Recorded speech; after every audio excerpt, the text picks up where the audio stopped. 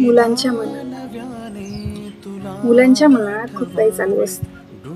जणू दुसऱ्यांचं धन म्हणून घरच्यांकडून वागणूक मिळत असते.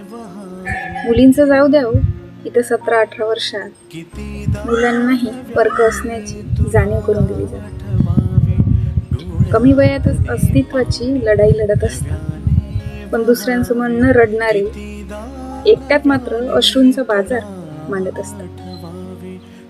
मग काय प्रश्न आणि उत्तरांचं न संपणारं सत्र सुरू होतं. एकांतात त्यांच्या इतकं हळवं या जगात होऊन नसतं.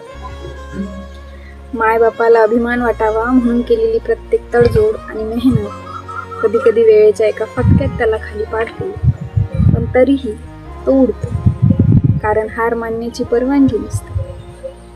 डोळ्यात अश्रू असले तरी जबाबदारीला थांबण्याची सवय नसते,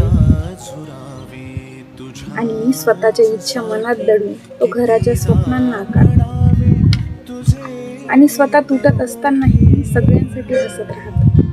एक दिवस कुणीतरी एवढंच विचारावं, तू किती सहन केलंस रे?